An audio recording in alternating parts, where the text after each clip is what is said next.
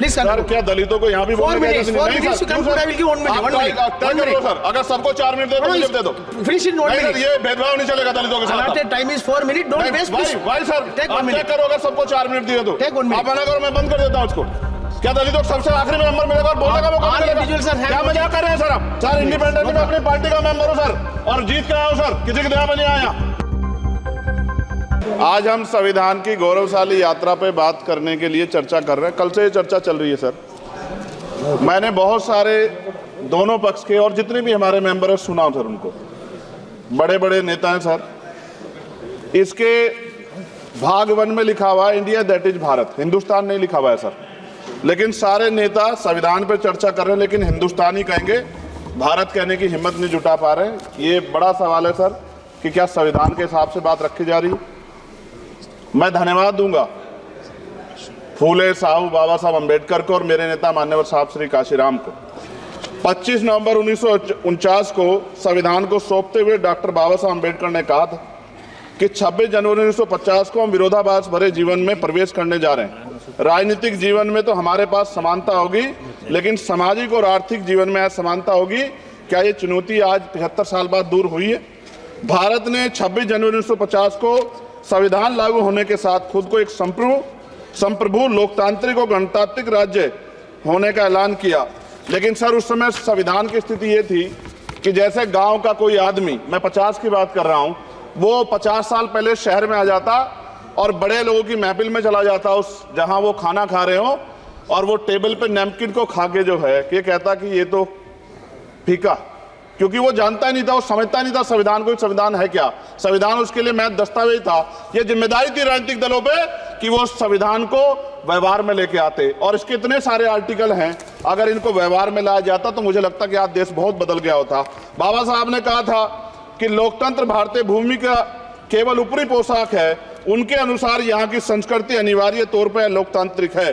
भारत जैसे गरीब और गैर बराबरी वाले देश में संविधान के जरिए छुआछूत खत्म करना, वंचितों के लिए सकारात्मक उपाय करना, सभी वयस्कों के लिए मतदान का अधिकार देना और सबके लिए सम्मान अधिकार तय करना, ये बहुत बड़ी उपलब्धि थी सर। ये संविधान है कि आप वहां बैठे हैं और मैं यहाँ खड़ा होकर अपनी बात रख रहा हूं, और इस देश में आदिवासी महिला के तौर पे जो है राष्ट्रपति बनी है, और प्राइम मिनिस्टर तो नहीं बना, लेकिन शेड्यूल कास्ट के बड़े नेताओं को भी जो है राष्ट्रपति बनने का मौका मिला। इस संविधान की देन, अगर वोट हम पे नहीं होता तो शायद अमीर और जो राजा महाराजा खुद को मानते हैं हमारी गलियों तक नहीं आ पाते, हमारे हाल नहीं जान पाते। आजादी का मतलब सर सिर्फ अधिकार पाना बढ़ नहीं है, इसके लिए हमारे संविधान में सरकार और नागरिकों के अधिकारों के साथ साथ उनके कर्तव्यों का विस्तार से उल्लेख किया गया है। बाबा साहब ने संविधान सभा में दिए गए भाषण में कहा था कि स्वतंत्रता आनंद का विषय है, पर अब हमें अपनी जिम्मेदारियों पर भी ध्यान देना होगा। संविधान ने सुनिश्चित किया कि रानी के पेट से राजा जन्म नहीं लेगा, वोट से नेता तैयार होगा। आर्थिक बराबरी के लिए सरकार क्या कर रही है? गरीब और गरीब हो रहा है, अमीर और अमीर हो रहा है। सुबह उठते कहीं बम की धमकी मिलती, कहीं दंगे की। ये अमृत काल है सर या धमकी काल है? कितना बढ़ रहा है आर्टिकल 15 सर। भारत में आज भी घोड़ी चढ़ने बैठते होती है सर। क्या दलितों को यहाँ भी बोलने का सर? अगर सबको 4 मिनट दे दो, मुझे दे दो। Finish in 1 minute. ये भेदभाव नहीं चलेगा दलितों के साथ। Time is 4 minute, don't waste. भाई सर, आप चेक करो, अगर सबको 4 मिनट दिए तो आप मना करो, मैं बंद कर देता हूँ उसको। क्या दलितों को सबसे आखिरी में नंबर मिलेगा और बोलने का मौका मिलेगा? क्या मजाक कर रहे हैं सर आप? नो, ये all independent people are having only 4 minutes. You take sir, independent में अपनी पार्टी का मेंबर हूँ सर, और जीत के आया हूँ सर, किसी की दया में नहीं आया। Take 1 minute and finish sir. कल भी बोले तो एक दलीय पार्टी के लोग, आप मौका दो सर।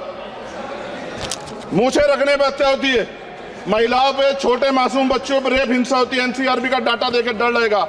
यही 1 किलोमीटर में संविधान को जला गया, और महाराष्ट्र के परभनी में अभी भी संविधान को नष्ट किया गया, उसकी कॉपी को।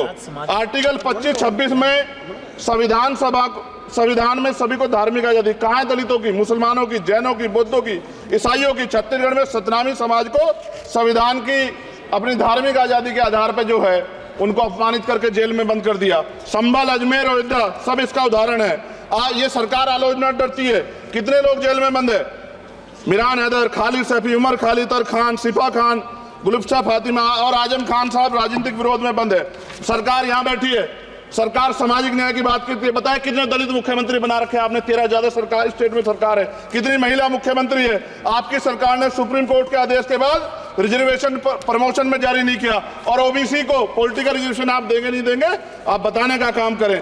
मैं 75 साल की गौरव यात्रा में हम एक सभ्य समाज नहीं बना पाए, इसलिए जाति आधार पर SC ST OBC के बच्चों को प्राइमरी स्कूल से लेकर उच्च संस्थानों में भेदभाव किया जाता है। सरकार निरंकुश हो गई, कोई बुलडोजर से कार्रवाई करता है। कल मंत्री जी ने कहा हमने राष्ट्रीय पिछड़ा वर्ग आयोग बनाया, 69 शिक्षक भर्ती में उसकी सिफारिशों को नहीं माना। EWS के जरिए आपने संविधान पे आरक्षण के प्रावधान पे हमला किया। 1 मिनट में खत्म कर रहा हूं sir.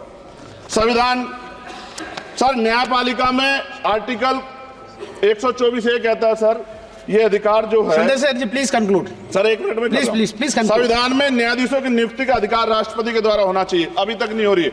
All India judicial service commission कब बनेगा? क्या चंद परिवार ही सर जज बन सकते हैं?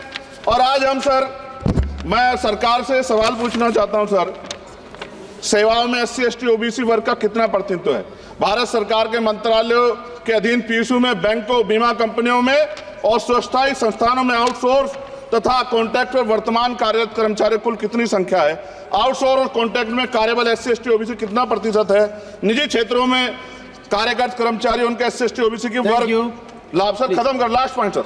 सर मैं फिर स्पष्ट तौर पर कह रहा हूं सर, यहां बैठे SC और OBC के मेंबर से कह रहा हूं सर, उनको सामाजिक जिम्मेदारी का ध्यान भी रखना चाहिए। पार्टी के प्रति वफादारी के साथ साथ अपने वर्गों के प्रति ईमानदारी भी रखनी चाहिए। ईमानदारी नहीं होगी तो इन वर्गों का भला नहीं हो सकता, और हमें बहुत सरकारों से उम्मीद नहीं है। बहुत बहुत धन्यवाद सर। थैंक यू, बहुत बहुत धन्यवाद सर।